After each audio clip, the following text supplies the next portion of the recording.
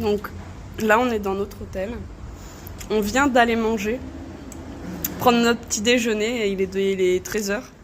Et on revient et le propriétaire de l'hôtel, il nous dit « Asseyez-vous, asseyez-vous » et il nous passe ça. Donc ça, c'est des mangues, une dinguerie. C'est mon fruit préféré. Je kiffe les mangues, donc moi, je suis aux anges.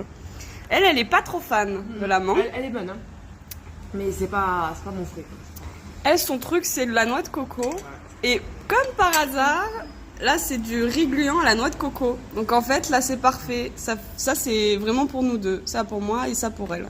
Moi, je suis pas trop fan, donc je lui laisse. Et moi, je mange ma mangue. Avec le petit thé, faut pas déconner. Ici, ils adorent Lipton. Le Lipton simple, mais... Le Yellow Label, là... on oublie pas. Donc par contre, ils sont adorables ici. Et c'est pas cher du tout. C'est encore moins cher qu'à Ayutthaya. T'as dit encore une fois le mot adorable. On le répète beaucoup trop souvent. Oui, c'est vrai qu'on le répète trop. Mais c'est pour prouver à quel point ces personnes sont comme ça, quoi.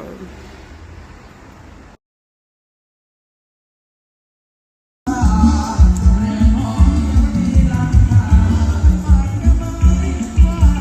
mère, tu voulais voir comment ils vivent les Thaïlandais. Tu m'étonnes qu'on soit réveillé par ça, il y a des enceintes.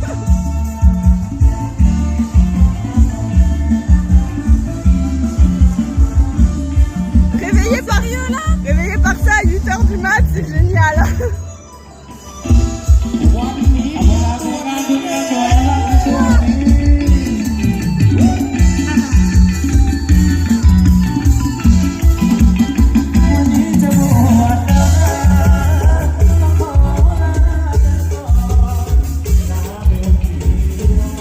On vous déteste. Un mariage Maya, toutes les heures, oui. J'adore, je leur fais coucou, ils font coucou. Ah oui, on dirait un mariage. Qu'est-ce qui se passe, bordel de cul? Donc en fait, le mariage du jour, ils font la tour de la ville pendant toutes les heures, c'est ça. Voilà, maman, tu voulais connaître la vie de tous les jours. Ben voilà, en tout cas ici, c'est ça. C'est le réveil collectif à 8h du mat avec l'enceinte. Si demain matin il y a ça, je sors, je l'ai pris.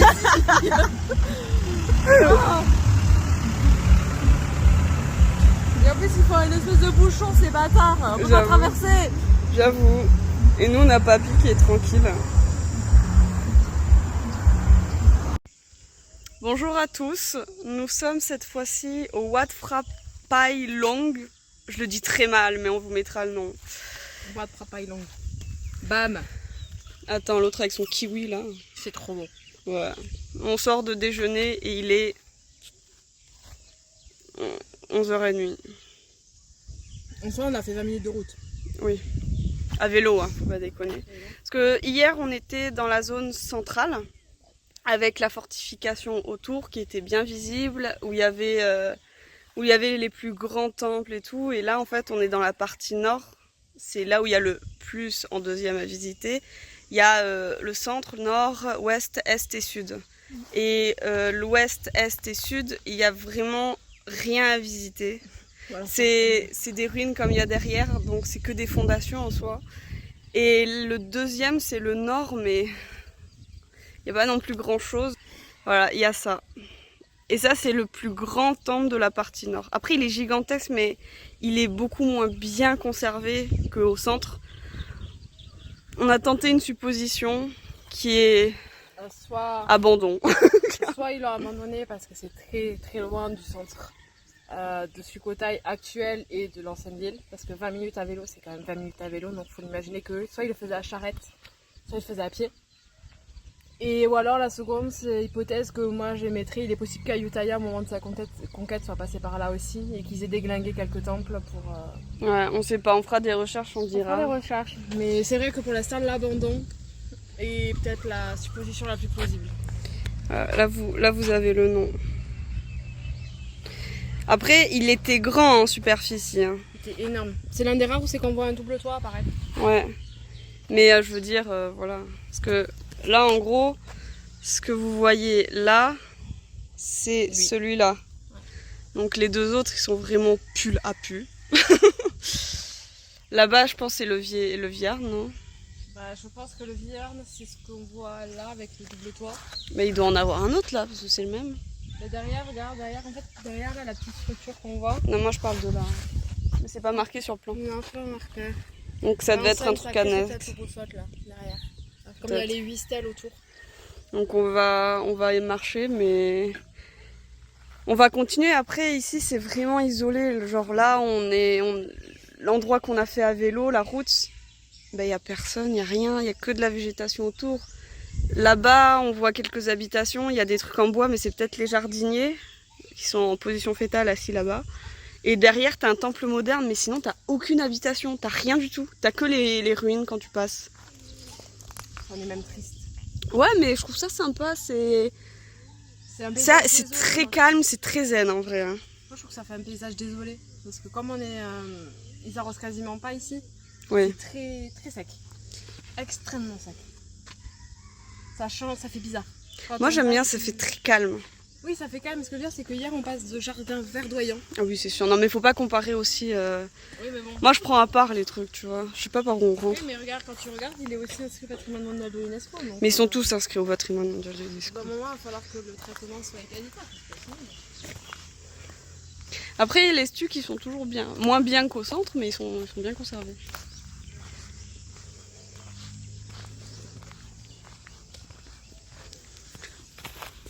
Je sais pas si on peut monter à l'intérieur. Généralement, vous voyez, il y a des panneaux. Là, je pense qu'on peut.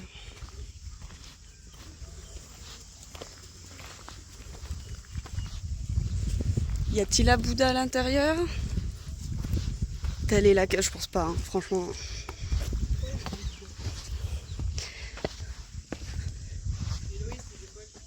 Qu'est-ce qu'il y a? Ah, ouais, personne.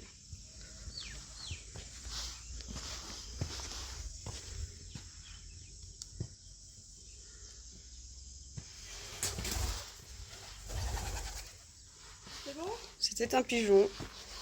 Je sais pas ce que c'est. Une stèle, un puits. Pigeon là. Tu dirais que c'est quoi au milieu, toi? Tu dirais que c'est quoi au milieu? Moi, je pense que c'est un ancien socle de statue. Ah, c'est possible. Le carré au milieu, il est trop carré. C'est vrai. Donc il devait avoir un Bouddha. Généralement, il y a des Bouddhas à l'intérieur. Des Shedi. Mais là, il n'y en a point. Je pense qu'avec le carré, on dirait vraiment que c'est pas dire un angle droit dans la nature, ça n'existe pas. Non. C'est vrai que c'est rare. Donc, vu le trou, il y avait forcément. Donc ça, il y avait là et à côté. Mais à plus. Ils ont même dû mettre un pot pour les offrandes. Ça se voit que ça fait longtemps qu'ils viennent plus ici, hein, les gens. Ils préfèrent mettre au milieu des offrandes. Au centre. Il y a quelques stucs. Oui. C'est pas marqué dans le live. Pas de Bouddha. Je suis triste, moi.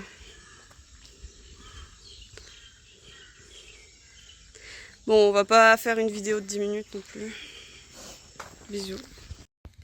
Je ne sais pas si vous pouvez vous imaginer la grandeur du truc. Donc là, ici, c'est un Bouddha qui devait être allongé. Là, il y a la jambe. C'est juste la jambe, ça. Et là, derrière, il y a aussi un Bouddha. Donc là, tu as le torse, là, tu as le bras, tu as la continuité des jambes. Et en termes de superficie, il devait être encore plus grand que celui du centre, je pense. Là, ici, on voit aussi un peu un Bouddha de côté. Là, on le voit un peu. Là, il y a la poitrine, il y a les jambes. La tête, on la voit vraiment aller défoncer la tête. Nous, on était là-bas. Qu'en vrai, il est gigantesque, mais mal conservé. Je passe au milieu. On n'a pas l'air bête parce qu'on était au milieu de tout ça et en fait on tapait des pieds parce qu'il y a tellement de recoins où les serpents peuvent se cacher. On était comme deux imbéciles en train de taper des pieds, mais c'est pas grave. Et imaginez celui-là. Donc là, normalement, un Bouddha assis. Là, ici, tu as les jambes croisées. Et là, tu as le bas du ventre, tu as le ventre là. Normalement, il devait être... Voilà. C'est une échelle humaine. Là aussi, tu avais un petit Bouddha, c'est pareil. Tu as les jambes là, et là, tu as le ventre. Ouais, moi, je suis l'échelle 1. L'échelle 1, l'échelle Pauline.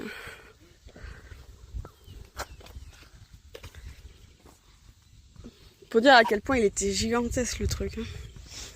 C'est dommage, mais bon. C'est la vie.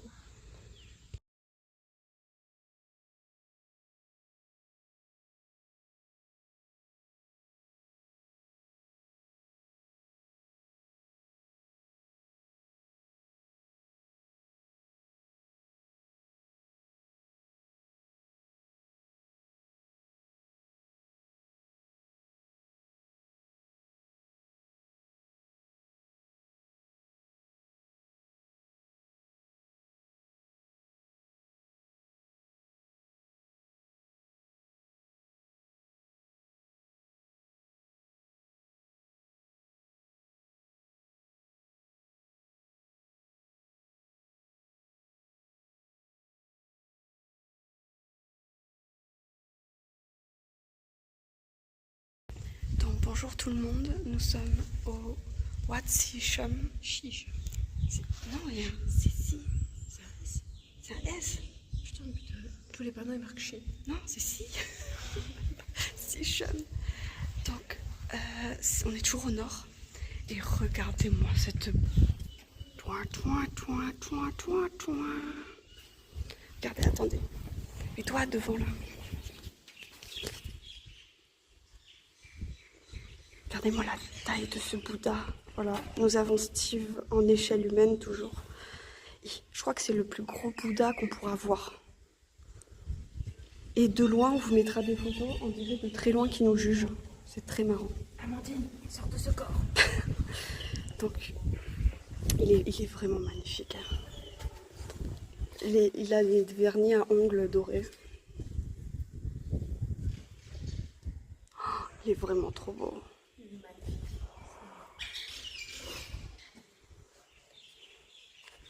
Merveilleux. Toujours des petits trous, mais il n'y a rien dedans. Hein. Donc je vous montre depuis un peu l'extérieur avec la fonte. Non, il est vraiment trop beau. Il est magnifique ce Bouddha. Moi j'aime les gros boubous et il est magnifique lui.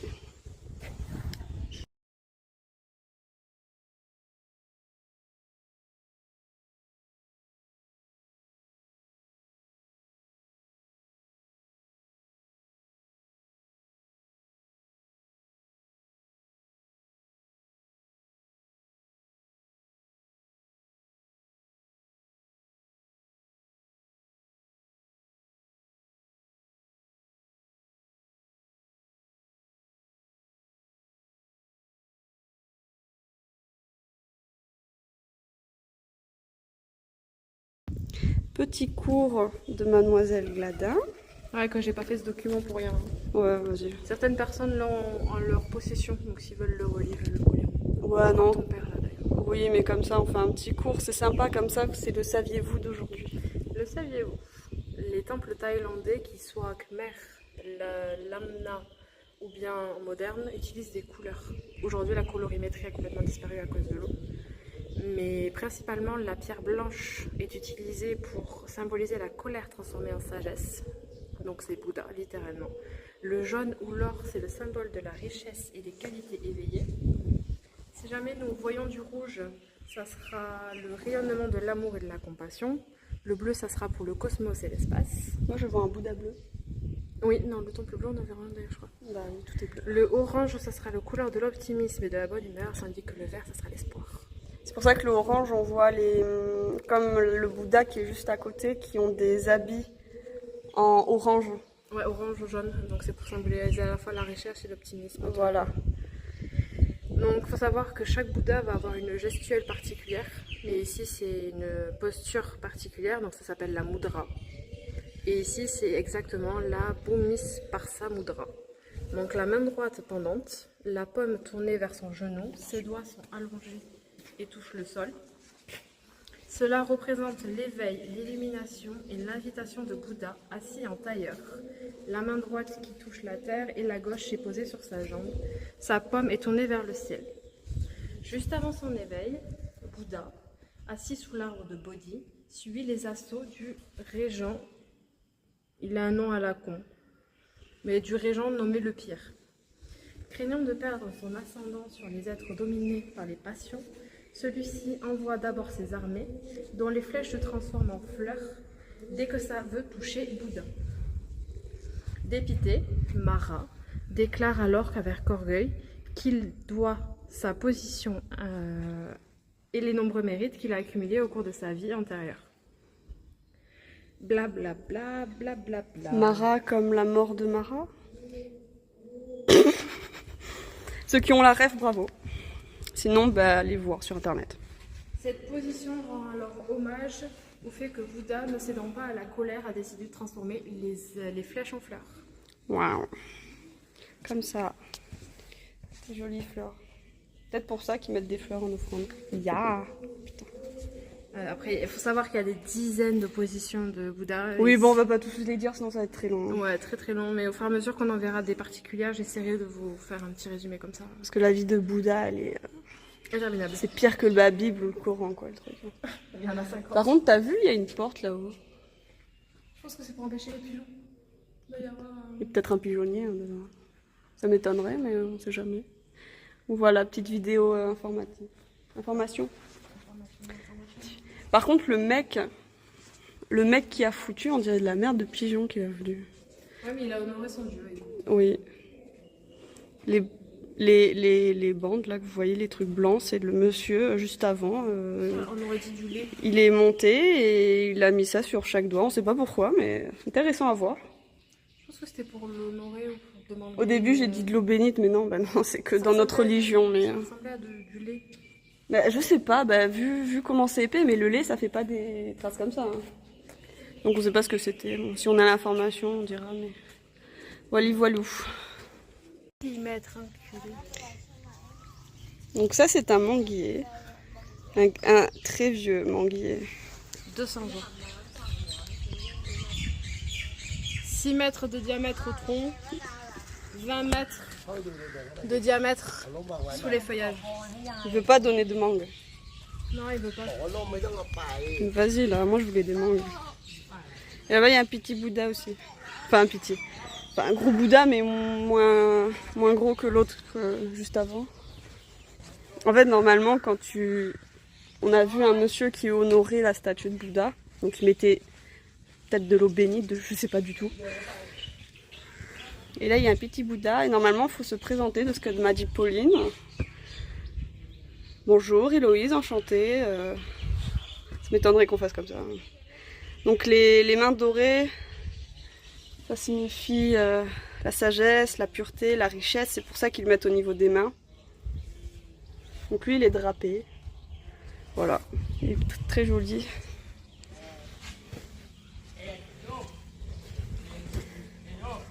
Il s'enjaille.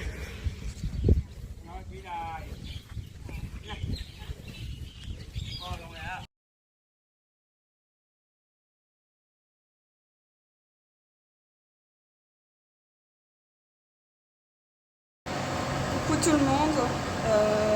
Je sais pas si on m'entendra.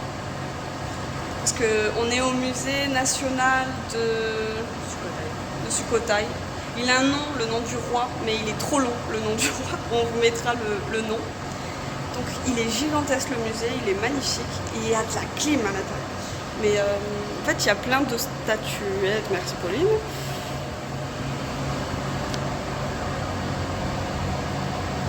Et en fait, tu as plein d'objets archéologiques qui sont vraiment très beaux. Je vais essayer de parler fort normalement. Faut pas beaucoup parler. Vous voyez comment il est gigantesque. Et il y a encore un étage au-dessus. Je vais essayer de pas trop toucher quand même. Là, tu as les grosses têtes de Bouddha. Là, c'est une statue du créateur du musée. Et là, tu as les signatures de l'ancien roi et reine qui sont venus ici pour l'inauguration. Bon, voilà. Alors là-bas, je sais pas si vous vous rappelez, il y avait la stèle avec l'alphabet thaï, la création de l'alphabet thaï. C'est toujours une copie. Et elle est en bronze, celle-ci, parce que la vraie, elle est au musée national de Bangkok. Donc, Alors je voulais vous montrer, je sais pas si vous vous rappelez, enfin on va, juste avant, on vous a montré ce temple avec le Bouddha qui juge. Donc en fait, je vous avais parlé d'une porte qu'on voyait sur le côté, mais on savait pas où ça emmenait. Et en fait, donc on rentre par là, et là on était au pied, c'est là où on vous a fait les vidéos avec le gros Bouddha. Et en fait sur le côté, là c'était bloqué. Et en fait t'as un chemin qui monte où on peut voir le Bouddha. Donc qui va jusqu'en haut. Et là ils ont tenté de recréer un peu le même vite fait. Bon, c'est vite fait.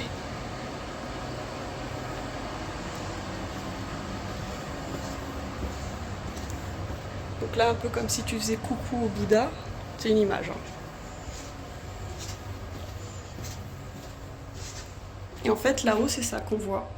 Donc on a une belle vue. Nous on n'avait pas le droit d'y accéder, je pense c'est les anciens archéologues, voilà. Donc à chaque fois l'étape, ce qu'on voit, le point de vue de là où on est. C'est sympa, je trouve qu'ils aient... La muséographie est géniale par contre, ça on peut pas leur enlever, ils ont géré la muséographie. Donc ils appellent ça le tunnel mystique, voilà. Donc là, Pauline, elle s'amuse parce que, en fait, tout ça, c'est les vies de Bouddha. Donc ils le foutent en anglais. Comme Pauline, ça l'intéresse beaucoup et qu'elle veut s'amuser à retranscrire tout ça. Donc elle prend tout en photo et elle va s'amuser toute seule comme une grande fifille. Voilà. Elle fait peur, j'ai peur. Aidez-moi. Qu'est-ce que t'as ? Mais attends, je vais t'attendre avant de monter, je suis pas un monstre non plus. Mais fais attention que je chope pas la caméra. Oui, c'est vrai.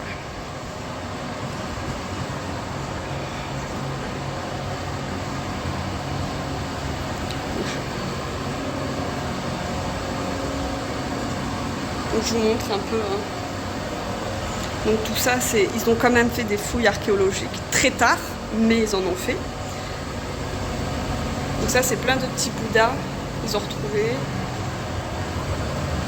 des petites statuettes. Là, ce que je trouve incroyable, c'est une porcelaine, un vase en porcelaine du XIIIe siècle, qui est chinois, hein, mais elle est très bien conservée, je trouve. Voilà, au XIIIe siècle, nous, on était au Moyen-Âge encore, et on s'amusait avec la peste.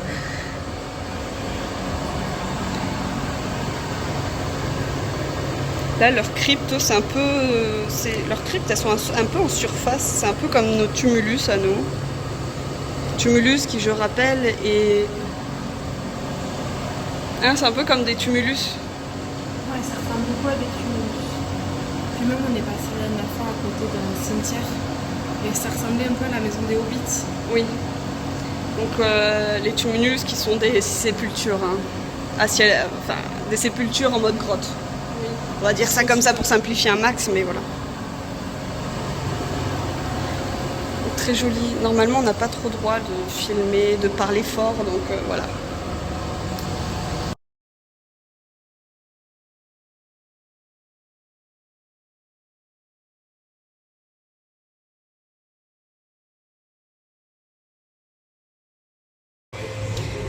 Ici, nous voici à l'étage, dans le coin pot cassé. Non, c'est le coin un peu plus, ouais, pot, hein, céramique, ruralité. Ouais, il y a des pots. Bon, en fait, on appuie sur un bouton et le monsieur il parle tout seul, donc.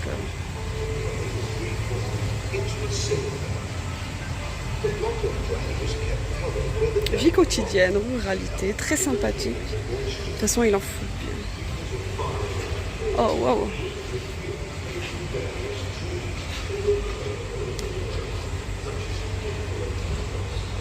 Oh, Yanaga, Yanaga, Yanaga, Yanaga.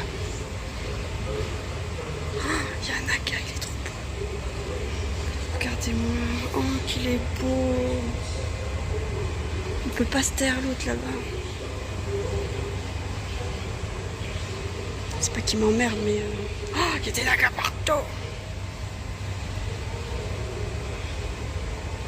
C'est vraiment très joli. Hein. Des arcs royaux. Oh, c'était des nagas les arcs. Enfin, le bout des arcs. On grince avec les pieds. Ça fait ploc-ploc. Ouais, par contre, on peut parler de leur incompétence niveau patrimoine. Au moins, ils restaurent. Mais par contre, niveau muséographie, il n'y a rien à dire, ils gèrent. C'est quoi ça?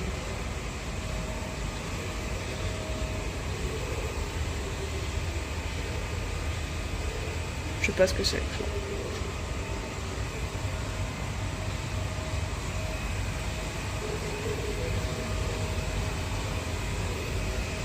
Ah, faut enlever les chaussures. Bon, je le ferai après. Oui, parce que ici, il faut enlever souvent les chaussures. Surtout, exemple, juste avant, j'ai été aux toilettes, j'ai dû enlever les chaussures et prendre des tongs à la place pour que ça reste propre. Au moins, je vais pas mentir, les toilettes publiques sont propres. Voilà, c'était la petite information du jour. Il y a des bouddhas partout. C'est sympathique tout ça.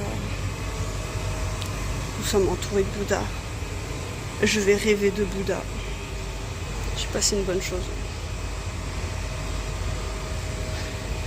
J'ai perdu Pauline. Pauline.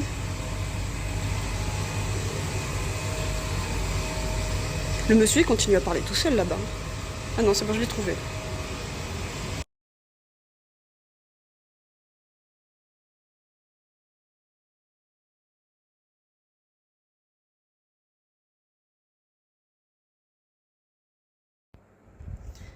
Yosh.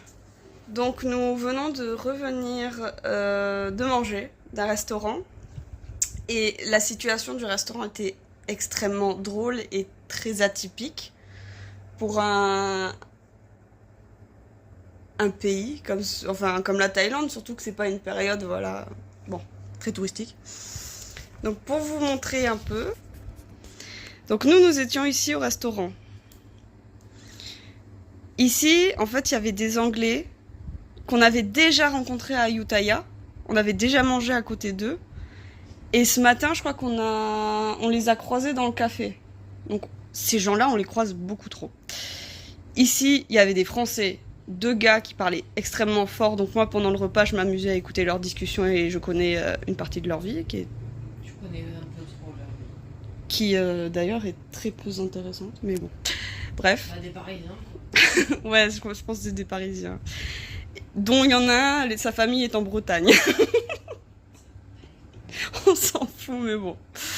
Là, il y avait une famille à 4 qui était également français. Et là, une autre famille à 3 qui était français. Et bon, là, il y a des Chinois, mais voilà. Donc, il y avait beaucoup trop de Français autour de nous. Et en vrai, à Sukhothai, il y a énormément, mais énormément d'étrangers. Hein. Là, tout à l'heure, on a été prendre nos tickets de bus. On a croisé 2 gars étrangers, on sait pas d'où ils venaient, mais il y avait 2 gars. 7-Eleven, on a croisé. À vélo, on en a croisé plein. En vrai, Sukhothai, il y a tellement d'étrangers. Là, le repas, c'était assez bizarre parce que on était en Thaïlande, mais on avait l'impression qu'on était de retour en France. Oui. C'était même dérangeant. C'était très dérangeant de se dire je comprends ces gens. D'ailleurs, je comprends un peu trop. Mais bon.